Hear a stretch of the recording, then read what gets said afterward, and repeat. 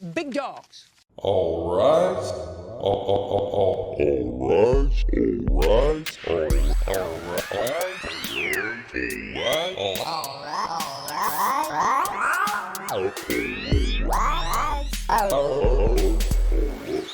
For Judging Judy. All right.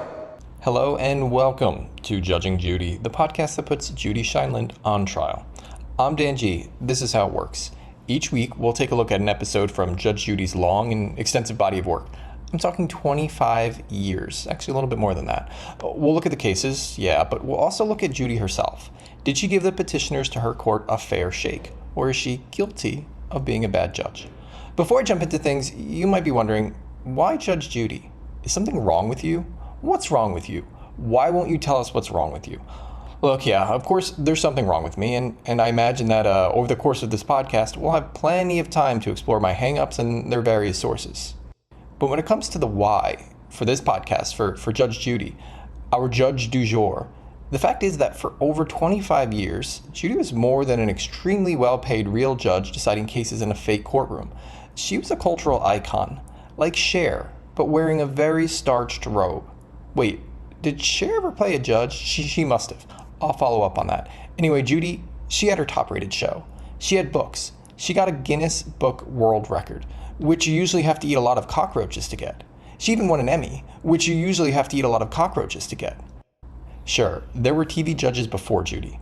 There have been TV judges since. I'm pretty sure Fox News is working on something called Your Dishonor with judges Dean Cain and Paula Deen. But no other judge captured the zeitgeist like Judy. No other judge captured our hearts like Judy. But at the same time, Judy can kind of be a jerk. I get it. It was a TV personality. I also get that it was a fake TV show. I get that it's not a real court. But whether it was for TV or not, she was kind of mean to people. She did a lot of yelling and scowling, and she's got this way of rolling her eyes that makes me think she was a real bitchy teenager. That's why we're not just reviewing the cases that the judge heard in her court. We're judging Judy too. All right, let's hop into things. Today's episode is from, I believe, August 24th, 2021, which means we get to check in with Professor Wikipedia. Let's see, on August 24th, 2021, at least 12 miners are dead during an explosion of methane gas and coal dust in the La Carbonera mine in the municipality of Topaga, Colombia. Okay. An apartment collapses in Turin, Italy during a suspected gas leak, killing a child and wounding 3 more people. All right, gas problems, methane, and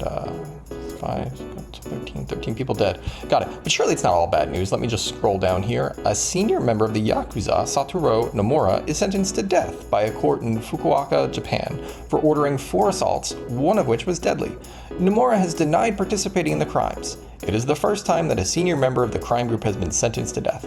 Well, look, he was a bad guy, but I still don't think states should be in the business of killing people, even people with extensive tattoos. Let's keep scrolling on this Wikipedia page. Okay, Andrew Cuomo's resignation as governor of New York comes into effect.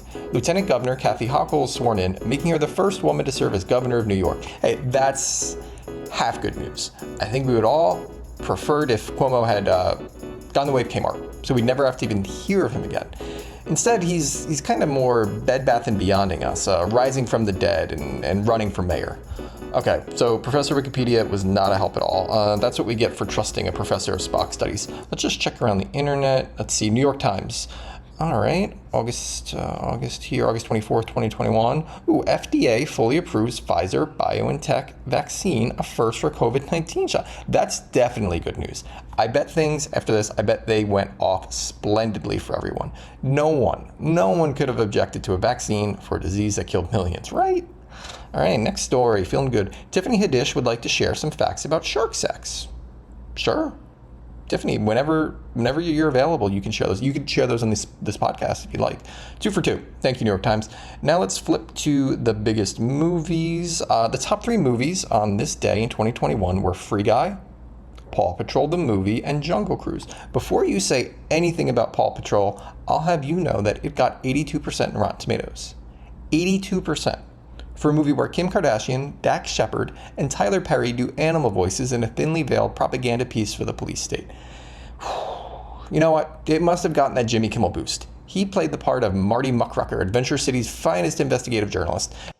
Okay, we could talk about Marty Muckrucker all day, but this isn't a movie podcast. This isn't Blank Check or Cinephobe. This isn't even one of those Paw Patrol podcasts. I'm sure they exist. Let's get back to business. Let's get back to Judy. Our first case is Pack of Pit Bulls Kill Terrier. Now, even before we jump into it, I'm leaning against Judy on this one, and it's kind of for superficial reasons, but how did she possibly let this title pass by without overruling it? Sure, it's accurate, but it's not funny. And probably even more importantly, it might not be true. Look, we're going to jump into this, but a terrier is definitely brutally murdered in front of its owner. But we don't know if a pit bull did it. If I had my way, if I had a time machine whose sole reason for existence was renaming episodes of Judge Judy, and God willing, one day I will, I would have called this episode, Why Did the Dog Cross the Road? Sadly, that time machine doesn't exist yet, and so I'll have to settle for naming this podcast episode, Why Did This Dog Cross the Road instead? Okay, on to the trial. Okay, let's see. This is a 25th anniversary Judge Judy episode. 25 years. That means if this episode were a child, it would be almost ready to lose its parents' health insurance. Better hit that deductible quick. Episode 163. Kicking things off right off the bat, we got the cold open. So, we're just running in. This is kind of the episode preview. It's coming in hot, even though it's cold. Judy's telling us that we got huge animals, huge, out of control, 5 or 6 of them. But I feel like I might have misheard the plaintiff because it sounds like he said there were 5 or 6 people. Did 5 or 6 people kill his dogs? I guess we'll find out. From the defendant, again, still just the cold open, still just the teaser here. She says that they couldn't have been her dogs that killed the plaintiff's dog because they didn't have any blood on them. She doesn't say anything about if she also owns people and if those people had blood on them and if those people possibly could have killed the defendant's dog, but maybe we'll learn more about that. Also, we learn, again, all still in the cold open, that this guy, the plaintiff here, not only did his dog die, but he had the displeasure of carrying his dead dog in his arms. That's pretty terrible, but it would have been even worse if he had to carry his dog in his mouth, right? By the way, is it too late for this episode to have a trigger warning? If not, trigger warning, trigger warning. Okay, the cold open is thawed, and we're introduced to our plaintiff, Milton Vasquez. Milton. Name another Milton, one who didn't invent Monopoly. I dare you. Or was that the Parker brothers? Anyway, Milton's suing his neighbor, Sandi Toms, for the loss of his terrier after it and 3 other dogs were attacked by 5 dogs owned by Sandi. Still no word of the people that Milton mentioned in that cold open. Really kind of want to get some clarity on that, some closure. Also, how do you sue for a terrier? Milton's suing for a terrier. Does she have to get him another terrier? All right, big red flag right off the bat. On the 29th of December of this year, there's no way that this guy's dog was killed. These 2 went through small claims court and made their way to Judge Judy in 2 days. 2 days, and one of those days is New Year's Eve. There's no way in hell Judy's skipping getting wasted on peppermint schnapps in Palm Springs on New Year's Eve so that she can hear about Milton's dead terrier, R.I.P. Something's fishy here. Next up, for some inexplicable reason, Judge Judy goes through the breeds of Milton's dogs. One was a Yorkie, yes, small dog. One was a Norfolk Terrier, small dog. One was a Jack Russell. It's like a canine version of Mambo number 5. Suffice to say, Milton's got a bunch of small dogs, and let's see, he's walking his little army of tiny dogs like... It was about 5 o'clock in the afternoon. Yes, ma'am. Wait, around 5 p.m. on December 29th. December, like the dead of winter December. Look, I admit it, I might be getting hung up on this whole December 29th things, but that means it was dark. If we can trust Google, and so help us God, we can't really trust Google, sunset was around 4:49 on December 29th in California. So Milton and his tiny harem of dogs is walking around in the dark, like low visibility. Keep that in mind. 6 pit bulls. Pit bulls. That's my mistake. It wasn't 6 people. Milton said 6 pit bulls. We can forget about the roving band of 5 or 6 people. So Milton says 6 pit bulls came running out of a garage, crossed the street, and red-shelled his dogs with the Norfolk Terrier dying. Now, I feel bad about making that Mario Kart reference, especially because it feels more like the Norfolk Terrier, specifically the Norfolk Terrier, got bullet-billed instead of just red-shelled. The other dogs got red-shelled, and then a bullet bill came up for the Terrier. All right, enter the defendant, Sandi, who lived at the house from whence the wild pack of family dogs ran through the yard one day. I didn't say much of anything at all. didn't say much of anything at all. Anyway, Sandi's got some roommates, and it's Schrodinger's dog as to whether or not they also have dogs. How many other people live there? 4. Do those people who live there have any dogs? No. Yes. Just don't say anything. Anything at all. We never get any closure on this, by the way. Even though you'd think it's kind of important. In a case about whether or not this lady is responsible for the guy's dog getting killed, I'd kind of like a definitive answer to the question of whether or not her roommates also have dogs. So the dogs, which were the subject of a hearing by animal control, were identified as your dogs by the name of Guppy, Moses, Blue, Pepperoni, and Mowgli. Guppy, Moses, Blue, Pepperoni, and Mowgli. Guppy, Moses, Blue, Pepperoni, and Mowgli. How the hell did Moses get in there? Moses? The guy who talked to flaming bushes. You honor his legacy by naming your dog after him. I respect that. Okay, but now this is important. They're your dogs. They're my dogs. However, they're not the description of the dogs that he is describing. Just answer my question. All we've established is that Sandi's got 5 dogs, including one named after a type of fish, one named after a type of cured pork, and one named after Moses. And that they've been determined to be dangerous. Fine, comets are dangerous too, but we can't hold Sandi responsible the next time a comet crosses the road and kills one of Milton's dogs, can we? Can we, Judy? I actually don't care. Because apparently... Well, that's not my problem. That's your problem. Moving on, the crux of Sandi's argument is that Milton pegged a spotted dog as the perpetrator, or the poopatrator if you will, but that she doesn't have spotted dogs. Judy, isn't there some basic way that we can confirm this? Isn't there some kind of evidence that would say, yes, I do or do not have a spotted dog? You have big dogs. But they aren't spotted, Judy. In fact, Judy says as much herself. It's possible that somebody else's dog got in the mix and ultimately caused the demise of the plaintiff's dog. That doesn't diminish the fact that your dogs were out of your control. They're huge animals. Potentially, they can be dangerous, and you put them in a position of being able to cross the street. So let me get this right. If your dogs, of their own volition, get it in their heads that they want to, I don't know, wear dark nail polish and start hanging out with the troublemakers, the dogs that listen to Twisted Sister and talk back and skateboard without wearing a helmet. And then one of those troublemaker dogs goes and kills a nerdy Norfolk Terrier, presumably for its milk money. You're responsible? Doggone it, Judy. Sandi gets caught in a Judge Judy, a classic blame trap here, by saying that her dogs were leashed and that they were about to go on a walk when they escaped through an open door. They went out through a door that's never propped open. It's never ever propped open, and it happened to be propped open. And that's when they went out. The dog that he described... It's somebody else's fault. That's it. If Sandi had any chance of winning, it's gone. It is. It's the door's fault. You want him to sue? You want him to sue the door? Blame an inanimate object in front of Judy and you were done for. Milton, at this point, could admit that he never had a dog. He could poop in his hands and throw it at the judge. Blame a door and you're done for. You want him to sue the door? It doesn't matter that Sandi says that one of Milton's witnesses, Milton Bradley's witnesses, Milton the plaintiff's witnesses, stated that they saw someone drive up and pick up 2 dogs after the attack. Me, I would think that this is pretty important. But then I remember that Sandi blamed a door, and there is nothing Judy wants to hear less than a door being blamed for a dog's death. Nothing. Okay. Sandi doesn't do herself any favors by making what feels like another perfectly valid point. Her dogs didn't have any blood on them, and there wasn't any blood on the sidewalk. My dogs had nothing on them. So now what you're suggesting is that his dog wasn't killed. Milton gives Sandi an absolutely priceless look here. And I'm admitting something. I'm a terrible judge of faces, notoriously terrible. I don't know the difference between happy and scared and angry. But with all that said, I am still positive that in this moment, Milton's thinking, Sandi, that Judge Judy, she's batshit crazy. Well, that's not my problem. That's your problem. Judy then commits what I consider a serious faux pas.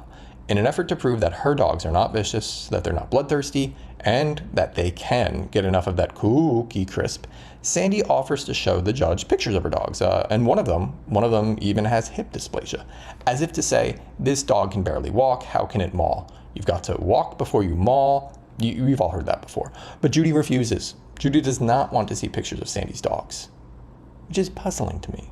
Someone offers to show you pictures of their dogs, you look. You look every time. You don't have to be in a courtroom, you don't have to be a judge, you just have to be human.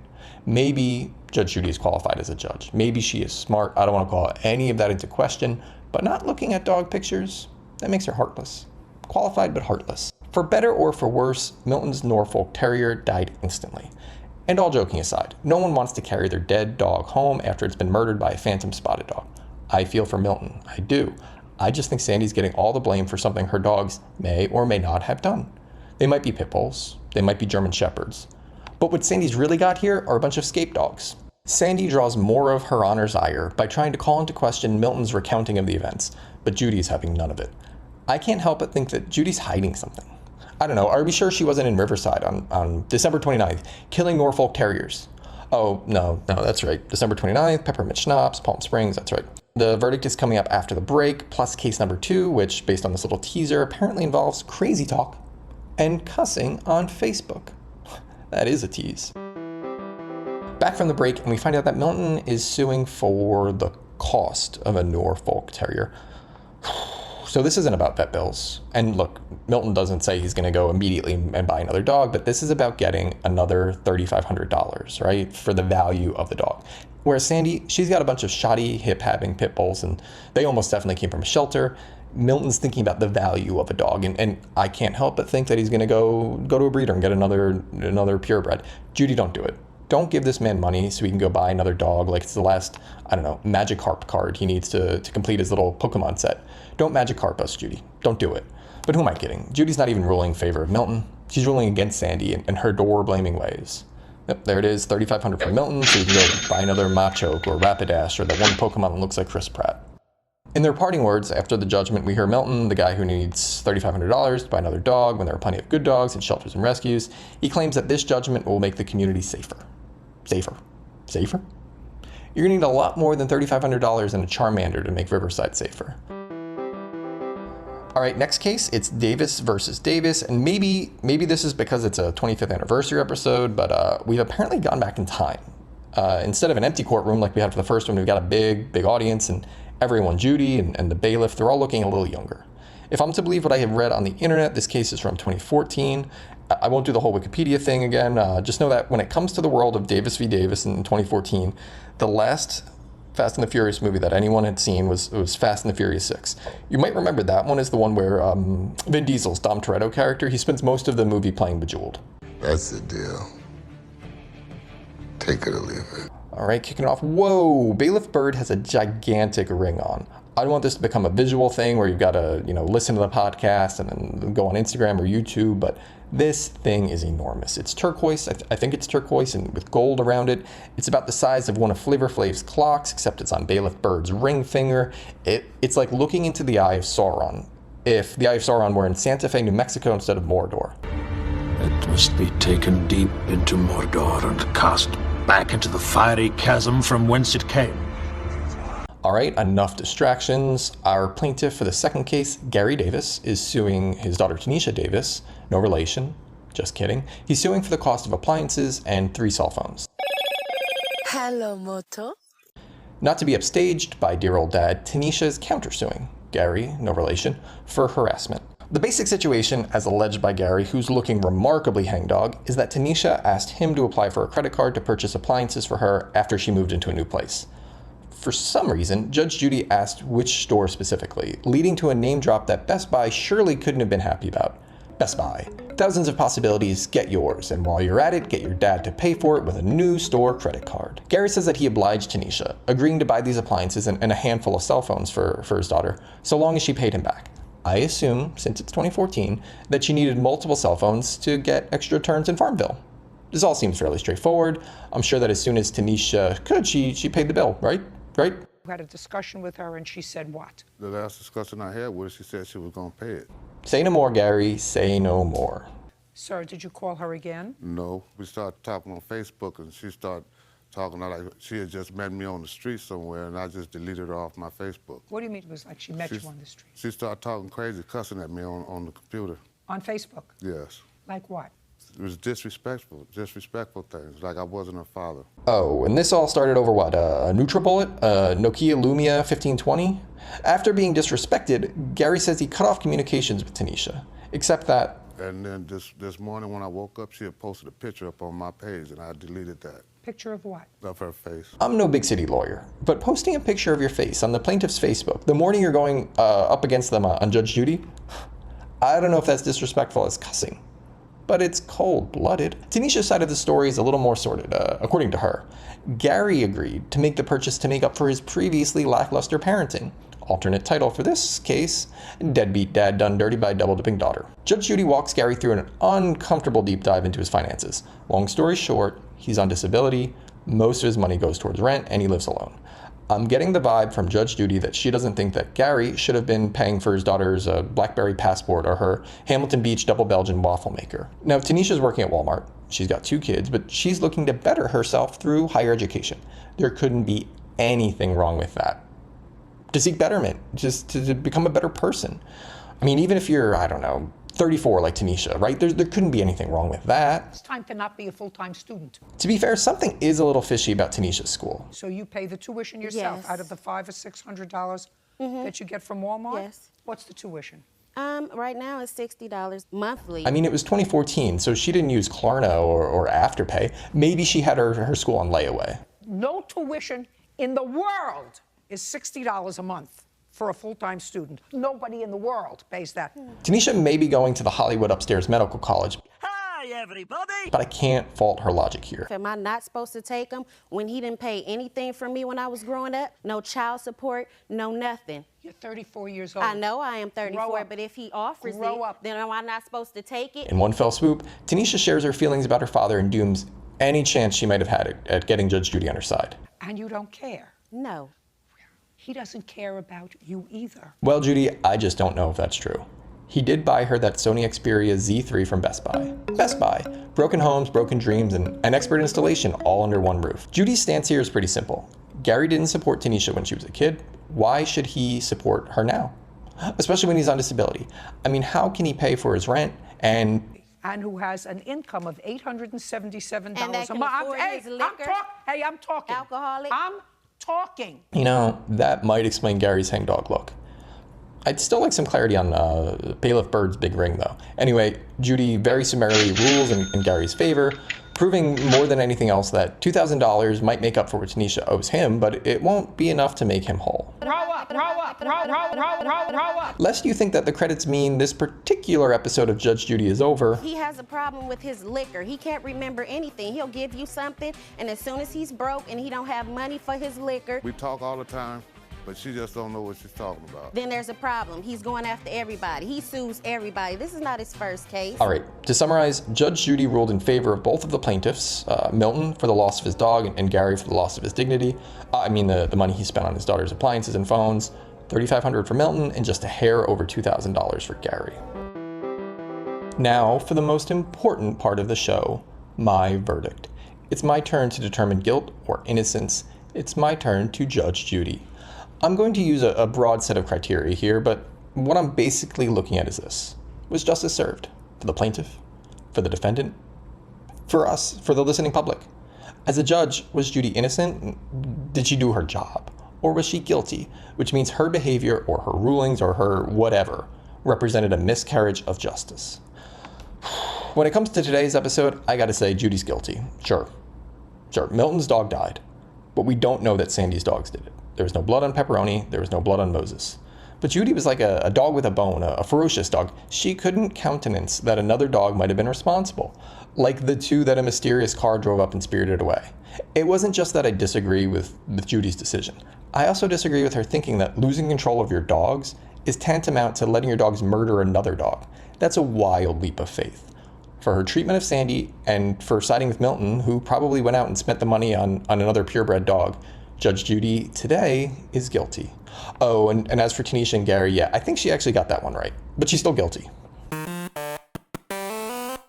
You know what that sound means. What do you mean this is the first episode and you couldn't possibly know what that sound means? How about you use your imagination? But fine, whatever. It's time for Hangman. When you hear that sound, it means it's Hangman time.